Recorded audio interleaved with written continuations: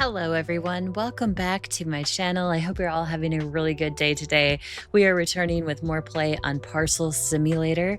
Last time we were playing this, we were working towards tier 10, and I made a couple of slight adjustments to the warehouse, which were for the better, and it ended up working out pretty good.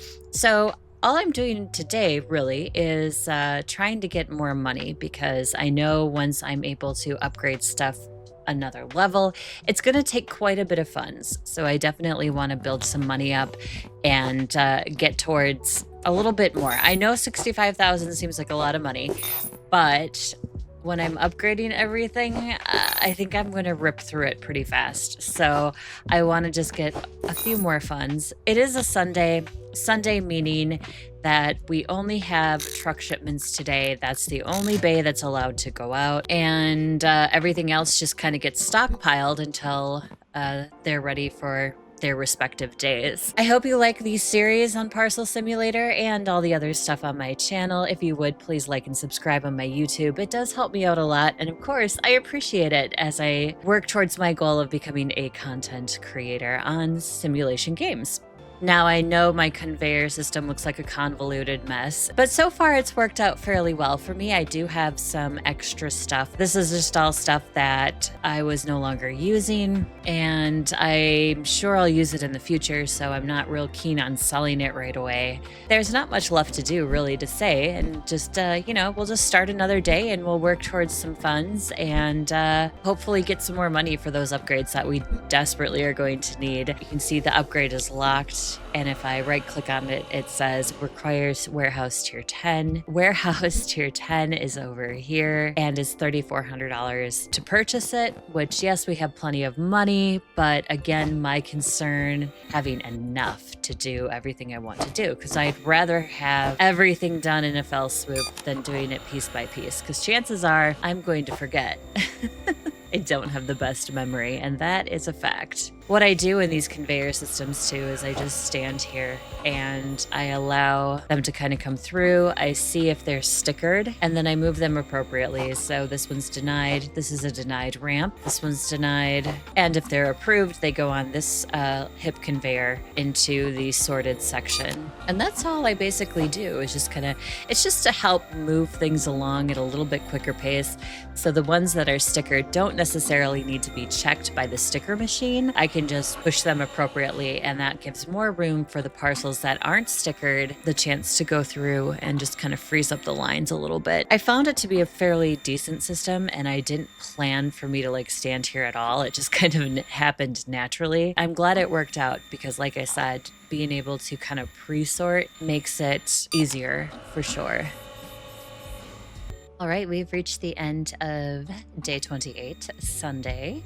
I've put through a couple of truck deliveries as well as a couple of the invalids down in that corner. I'm just going to go ahead and sort the maritime and air right now and kind of push them to their correct places. I know I've been wanting to kind of smooth this particular thing out. I wanted to make it more friendly as far as putting it to the right place. I'm not quite sure how that's going to work or look yet. I keep thinking about it. I think I would almost have to come over. It would have to jump this conveyor line and then come back to load, unload of these storage racks, and then the same down here, unload and load of these storage racks. Might actually be a little bit more simple than I'm thinking. I'm thinking it's going to be this big, convoluted, difficult thing, and I don't really think it'll be that hard. I don't know. I'll have to think about it a little bit more and maybe try something, because that would eliminate the whole me sorting through this storage, because right now this storage has maritime and air, and it would be nice to kind of split it apart. I'm going to take a look and see some of the stuff that I have and see if I could make something work. Okay, just a little update of what I'm doing. I bought another bridge conveyor. These are all approved, and if they are air or maritime, they'll it'll still come over this bridge down here, over another bridge, because we had to jump this conveyor line, which is the invalids, and we'll come over to another sorter, which will, if it's maritime, it'll come through here, be loaded, unloaded, and if it's air, it'll come out this way and down this way. I do have to buy some more conveyor belts, obviously. I think it'll be all right. On this side, I just have it set to none, just to make sure that nothing comes through here. I think that's a good start. Like I said, I just have to build the one to the storage units and cargo area. I'm going to work on that right now. Hopefully,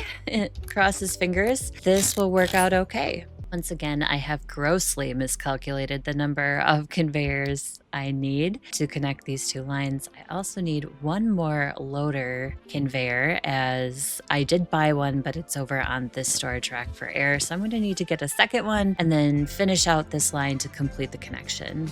There, I think I've made the connection pretty well. I have some leftover conveyor belts once again, but that's all right. As I've stated, you can always reuse stuff, so I'm not really too concerned about it. This is a maritime package, so let's test this. This would be normal. This bridge would be normal. This is new. And really what I'm looking for when I do this, I want to make sure that the parcel comes through smoothly and I don't have any conveyors backwards, because I am pretty good at having these flipped. So that was a maritime. So that is going into the maritime chutes, storage racks, whatever you'd prefer to call it. So that looks good. Okay. Ooh, I don't have any air ones. They all went down the slide. Okay, so I guess I'm not going to be able to test the air one, but that's all right. We're at the end of the day anyways, and yes, I spent like most of the money I made today on Sunday, but you know what? I think it's worth it, especially, oh, I do have air ones. Never mind. Yes, we can test this. So let's test these air ones. Actually, I'm just going to send all of these through here. Excited I had that pallet left over. So that works. It's going through the sorter conveyor. If they are air, they get shot to the left. If they're maritime, they go straight ahead and loaded into the storage racks. These are moving pretty nicely through the air. Load, unload, and then it'll load to the second storage rack, be unloaded, and then go into the bay. Pending delivery. Oh, that's nice. I like that. Okay, so that seems to be working just fine. I may in the future need to add, of course, more storage racks for keeping all the parcels when it is not airtime or maritime or air. That might just be a tiny improvement I'll need to adjust later on. I'm not too concerned about it right now. Basically, all I wanted to do was take myself out of the equation once again, because I was manually sorting these last two. It just gives me a little bit more time to be freed up and makes it more automated, which is our ultimate goal throughout these videos, is to be completely automated in our warehouse situation. But it looks like it's moving just fine. We have some maritimes that have gotten stacked up here. We have air that is starting to pile up because the bay is full. Now, eventually, I do want to open that upgrade where it just ships automatically. However, the bays have to be empty for me to do that. And I have to make sure to have these nice little pause conveyors put in as well, so they don't go into the chute when they're being automatically shipped. So I can turn this on and off then when it's, let's say, the maritime or air day, and then it'll just rip through them and then we can send them out. And there's that silly bug again. You guys see that? It's just popping back and forth. And we saw this conveyor working correctly. This little, well, I don't know what this bug is, but it's certainly weird. And it's interesting that it's happened down here now. It was happening down at our train station chute. As you can see, it was just happening back and forth here. All these other parcels went through just fine. So I don't know what the deal is. It might not even be something fixable. I hope it is, because it's a little bit annoying, especially if you're actually working the active day and you have to like run over and quickly sort through something. It's not too big of a deal. It's just more of an annoyance. We're going to move on to the next day, which will be Monday. So we'll have our train again, and that'll be it though. Nothing else can be sent out. It'll just be train. Yeah, Tuesday will be our maritime. Wednesday will be our air. After Tuesday, I'll probably start implementing the pause conveyors so I can grab the automatic exports when I get tier 10 open. I think I will do one extra thing. I am going to up the delivery speed. I just want to see how much faster everything will go. And we'll just do one for now, but if it seems to go okay, we'll speed it up a little bit more. I think now that I have a little bit more automation going in my warehouse, I'm more comfortable getting speedy deliveries. It didn't seem like anything was backing up that much, especially with myself kind of mini sorting. See, I spent $4 grand, almost 5, doing that entire conveyor switch to the maritime and air to make it smoother and again take me out of the equation. We'll see how that works. We'll see how the faster delivery speed works. Now, like I said, now that I have more automation, I feel comfortable doing the faster deliveries, and I just want to see how much faster it is. It'll be interesting. I've been scared of that upgrade for like days, as you all know. All right, let's put this back together before I forget. Close the door and let's start. Okay, that's not really that much faster, is it? I don't even really see too much of a difference. I see a little bit of difference. They're not like speeding down the conveyors like NASCAR or anything. It wasn't as scary as I initially thought it was going to be. Let's carry on with our day. Our new system is in play, working for us, helping us out. Hopefully this will go much smoother and a little bit quicker. Okay, I can see the difference now. My one line, especially to the far door, looks like it's backed up a little bit further than normal. So there is definitely a speed increase. Okay, it's the end of our day. I could tell the speed increase once we started to get going because look at the backed up line by my far bay. I was kind of thinking it might be helpful to have a second sticker checker machine. Anything that is invalid could actually just be shot right back here to this bay, and that might free up a little bit more space and a little bit more time on the conveyor belt. Also, if it's valid, it could go really into the terrain truck chute, but I couldn't use this on the weekends, which I don't know if that would really help me or not. I want to say no, but I think having another machine here that checks the stickers, and if it's denied, just shoots it back here might be worth it. If it's valid, then it'll just come back through here. Or the valid could connect somehow to this line because this is all the valid chute right here. I don't know.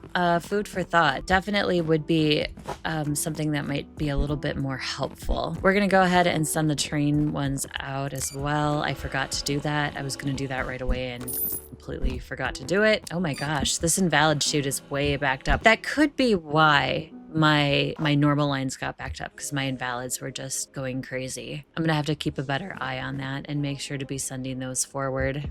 This ended up being way more expensive than I expected, and I'm sitting here trying to say, oh, I'm saving for my upgrades and blah, blah, blah, and all I'm doing is spending money. I'm gonna try it and see what happens. So I know that this is a valid parcel. It's gonna come through here, and basically what's gonna happen is it's gonna get checked for stickers first. Okay, so it comes off the truck and does that little corner. It'll come in here and get checked for a sticker. If there is no sticker, it'll come out behind here, go over the bridge, and back down into the normal line. Okay, sweet. Now, if it comes through and it has a sticker, like this one has an approved sticker, it should shoot it out into the approved section and over this way. This might actually make it worse or faster. I don't know. I'm a little bit sad because, like I said, I spent some money. I'm not going to know if it's beneficial or not by just sitting here. I have to actually try things. So that's why I wanted to try this, give it a shot and see what happens. I have connected the two now, and I just want to see if the approved will, if I have all the belts in the right direction. I had to buy a few more joiner conveyors than I would have liked to, but gotta do what I gotta do. Should go. All right. That will work. Next time, we'll test this in the next video and we'll see if this is actually feasible and if it actually works, if it saves me space, if it saves me time. Maybe I was just jumping the gun a little bit, thinking that, you know, we were getting way backed up on these lines, and really it was my error not putting through the invalids at the end of this chute, which are still backed up. I think that's a good plan for next time. I hope you can join me. Thank you so much for watching today's video. Please like and subscribe on my YouTube if you haven't already. I will see you in the next video. Bye-bye, everybody.